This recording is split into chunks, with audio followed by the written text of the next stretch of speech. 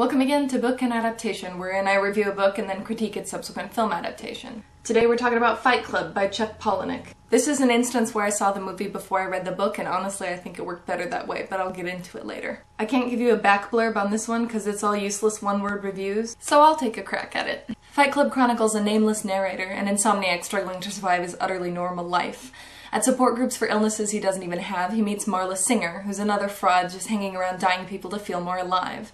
On a business trip he meets Tyler Durden, a self-employed soap maker with an unconventional outlook on life. The narrator ends up living with Tyler, and Marla ends up in a twisted relationship in the middle of their friendship, or conflict, depending on where you are in the story. The two men start an underground boxing ring called Fight Club, and then Tyler starts recruiting nobodies for something called Project Mayhem, which is pretty much exactly what it sounds, except really well organized. And then the narrator has to deal with all this spinning out of control. This is a pretty amazing book, and it's especially amazing as an author's first novel, which kind of makes me hate him a little for it. It's a really intriguing story and an incredibly difficult book to put down. Thankfully it's pretty short. I read it in one sitting, so you don't have reader's angst waiting to get to the good part. Then again, I read pretty fast, so I'm not sure that's a fair assessment. Anyway, the only thing that really bothers me about this book is that it didn't seem to mean that much to its author. I bought this copy recently, having only borrowed it from a friend last time, but this printing has an afterword that wasn't included in the first one I read. In it, Palahniuk explains how Fight Club was originally just a throwaway short story as an exercise in narrative structure. This part is actually pretty cool. Exploring a way to just jump from one important scene to the next, forward or backward in the timeline, without having to write everything in between to explain the sudden change. He used the 8 rules, I never actually talked about those, as a way to signify a change of scene without confusing or losing the reader. He chose the subject of underground boxing rings almost arbitrarily, but the structure worked perfectly regardless. Apparently chapter 6 was basically the original short story. And then over 3 months he fleshed it out into a book and a larger story arc using secondhand anecdotes, still using the narrator to jump from one scene to the next, and then sold it for almost nothing within 3 days of the first draft. As a first novel! So basically I hate him because he wrote something absolutely brilliant and doesn't seem to care about it. Maybe I'm wrong, but that's what I took away from that afterward.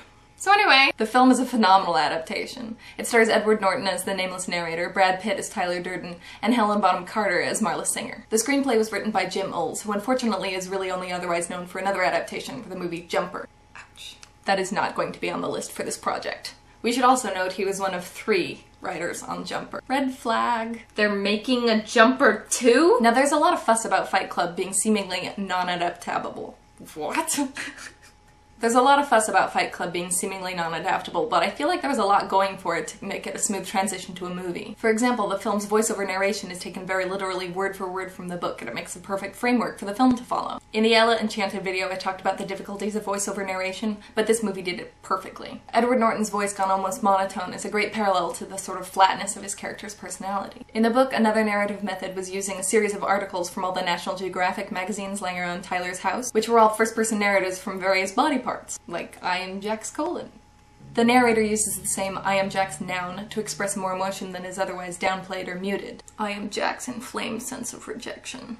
Olds did for the adaptation exactly what Palahniuk intended in his writing, taking all the important scenes and cutting out the stuff in between. That's really a lot of what film adaptation is about, paring down the original story into something more manageable in movie format. Just as in the book, there wasn't a lot that didn't need to be there. The DVD bonus features include 7 deleted scenes, but they're incredibly brief or just alternate versions of those that already appear in the movie. That's kind of saying a lot, given that the film is over 2 hours long, but it never seemed to drag on. They kept the plot moving at a pretty good pace throughout the movie. As to some things that weren't in the book, spoilers, a little. After we find out about Tyler, there's an amazing scene at the end of the movie where the narrator is finally wrestling with his inner demons. As in literally physically wrestling. As caught on security footage of the building they're in. He's in.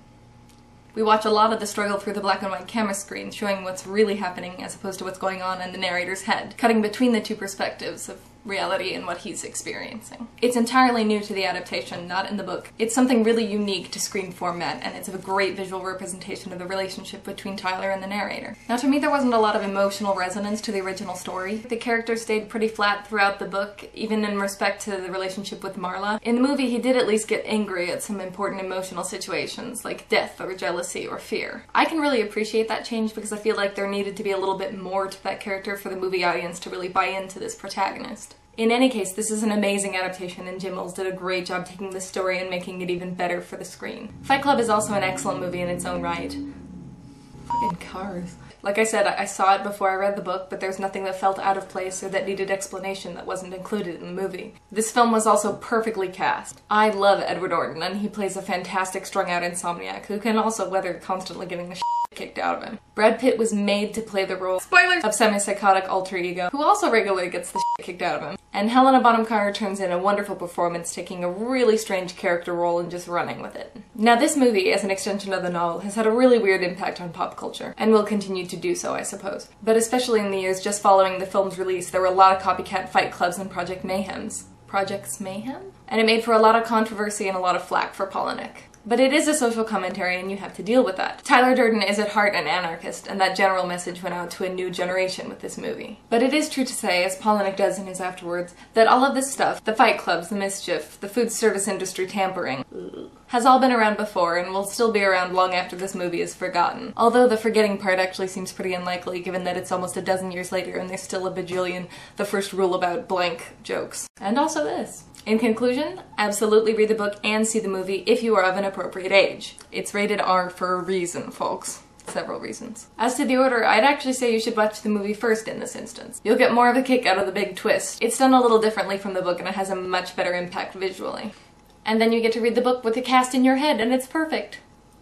Tune in next time for Running with Scissors by Augustine Burroughs.